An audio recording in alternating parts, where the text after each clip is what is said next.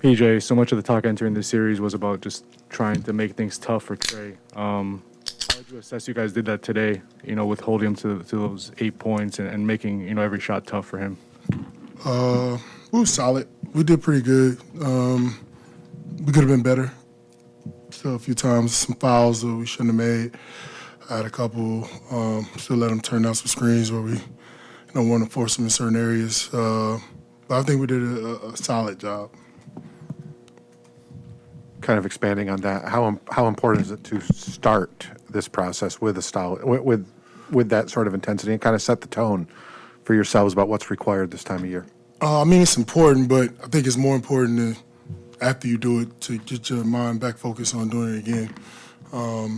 So many times you have letdowns. You see it happen where, you let go of the rope, you start worrying about things that don't matter. So our thing is to try to keep that focus and bring the same energy and intensity every night. TJ, it seemed like they started out doing what a lot of teams do, which is try and move Bam around to get him away from the play. How do you think you guys, not just Bam, but everybody, did making sure Bam was where he needed to be defensively? I don't know. I don't know. We switched, so it's not, I don't know, whatever they're trying to do, it doesn't matter. I think everybody in all positions, whether we got Kyle on the center or me or whoever it is, being able to switch and, get under screens and be able to be up on guys and make them drive and force them to take tough shots. I think that's everybody's job, and everybody did a pretty good job of that today. There were a couple possessions where Trae took the switch from Bam, and he was basically spacing it like 35 feet, and you guys were playing 4-on-4. Are those good results for the defense?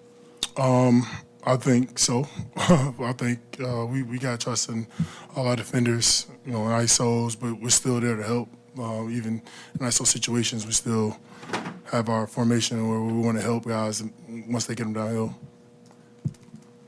PJ, after you made those threes in front of the Hawks bench, it seemed like there was some interaction there. Were you responding to something somebody on their side had said? Yeah, I don't even know if somebody said something. That's just it's playoffs, man. Just letting them know you hit those threes? It's just playoffs. It's energy. PJ, when you were on the Bucks last year, you guys played the Hawks in the Eastern Conference Finals. Trae has 48 in Game 1 and gets the win. Having been through that and seen him on that type of stage, what level of attention do you bring towards him as an opponent? And what does it say that the team you play on this year, you're able to hold him to 8 in a Game 1 win? It doesn't really say much. I mean, it's two different series, two different teams. He's going to score the ball. You can't think he's going to score 8 or whatever he scored again. He's going to score the ball. Led the league in total points, I think. He's going to score the ball. It was one game. We look at it as that, treat him the exact same way next game. Expect him to, take a lot more shots and be a lot more aggressive.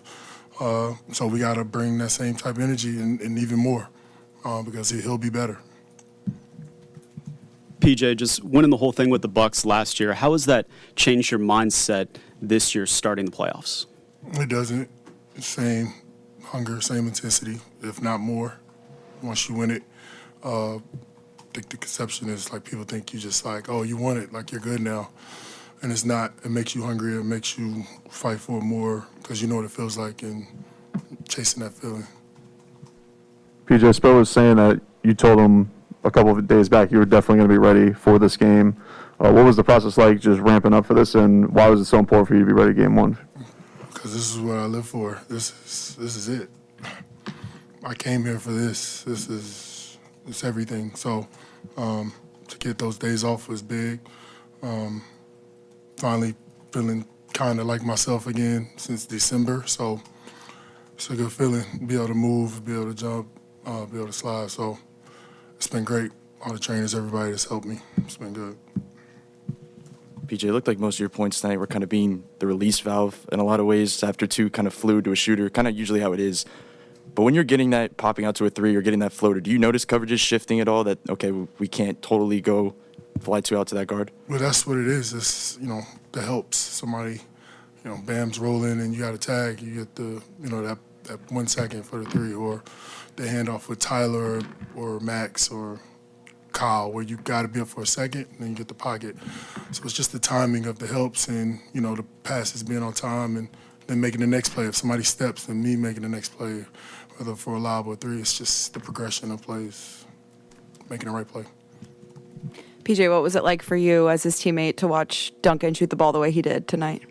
I've been probably on Duncan just as much as anybody this year. So anytime he has these games where he's just lights out and he's not thinking, I love it because he's one of the best shooters I've ever seen in my life. And, so many times he has had to think all the time and do this and do that. And it was just like, Dunk, just be you, man. And to see him be him is, you see the bench, everybody's all happy because it's glorious to see that.